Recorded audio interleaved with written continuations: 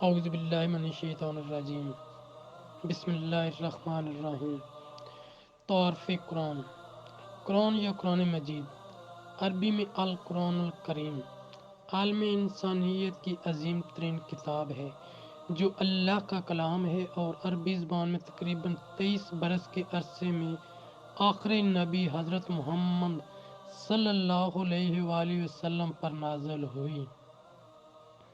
قرآن کے نازل ہونے کے عمل کو وحی نازل ہونا بھی کہا جاتا ہے، اور یہ کتاب اللہ کے فرشتے حضرت جبرائیل علیہ السلام کے ذریعے حضرت محمد صلی اللہ علیہ وآلہ وسلم پر نازل ہوئی۔ قرآن میں آج تک کوئی کمی بیشی نہیں ہو سکی اور اسے دنیا کی واحد محفوظ کتاب ہونے کی حیثیت حاصل ہے جس کا مواد تبدیل نہیں ہو سکا، اور تمام دنیا میں کروڑوں کی تعداد میں چھپنے کے باوجود اس کا متن ایک جیسا ہے۔ قرآن پاک میں تبدیلی نہیں ہو سکتی کیونکہ اللہ رب العزت نے قرآن پاک میں سورۃ الحجر میں خود ارشاد فرمایا وَإِنَّا نَحْنُ نَزَّلْنَا الذِّكْرَ وَإِنَّا لَهُ لَحَافِظُونَ، یعنی ہم نے ذکر کو نازل کیا اور ہم ہی اس کے محافظ ہیں۔ اس کی ترتیب نزول نہیں بلکہ حضرت محمد صلی اللہ علیہ وسلم کی بتائی ہوئی ترتیب کے مطابق حضرت ابوبکر رضی اللہ تعالی عنہ کے دور خلافت میں اسے یکجا کیا گیا۔ اس کام کی قیادت حضرت زید بن ثابت انصاری رضی اللہ عنہ نے کی۔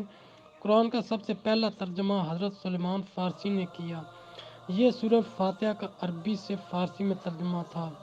قرآن کو دنیا کی ایسی واحد کتاب کی بھی حیثیت حاصل ہے جو لاکھوں کی تعداد میں لوگوں کو زبانی یاد ہے۔ قرآن سابقہ عالمی کتابوں مثلا انجیل، تورات، زبور وغیرہ کی تصدیق کرتی ہے۔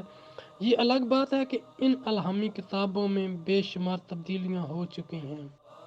دوستو، قرآن مجید کی جمع و تدوین کے 3 ادوار گزرے۔ پہلا دور، نبی کریم صلی اللہ علیہ وآلہ وسلم کی زندگی میں لوگ قرآن مجید کو حفظ کر لیتے تھے اور جنہیں ضرورت ہوتی تھی وہ لکھ کر لے جاتے تھے۔ خود نبی کریم صلی اللہ علیہ وسلم نے بھی لکھوایا تھا اور یہ نسخے نبی کریم صلی اللہ علیہ وآلہ وسلم کے گھر میں ہی موجود ہوتے تھے۔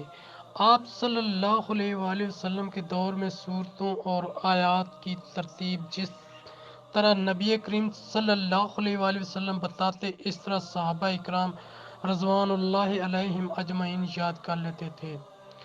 دوستو، دوسرا دور حضرت ابوبکر صدیق رضی اللہ تعالی عنہ کے دور خلافت میں گزرا، جس میں حضرت ابوبکر نے قرآن مجید کو ہر صحابی سے اکٹھا کروایا اور اسے لکھوایا۔ چونکہ ہر صورت الگ الگ صفحہ پر لکھی گئی تھی اس لیے یہ نسخہ بہت سارے صحیفوں پر مشتمل تھا۔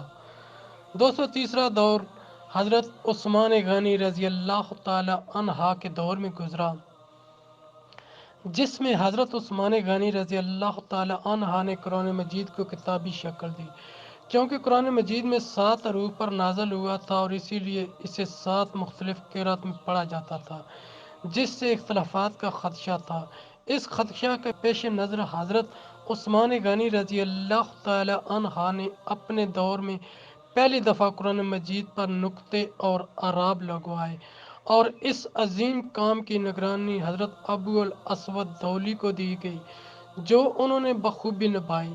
بعد میں حجاج بن یوسف نے بھی خلافت ولید میں اعراب لگائے تھے، اور قرآن مجید کی موجودہ شکل جو ہمارے پاس موجود ہے یہ حضرت عثمان غنی رضی اللہ تعالی عنہ کے دور کے لکھے گئے قرآن مجید کی شکل ہے۔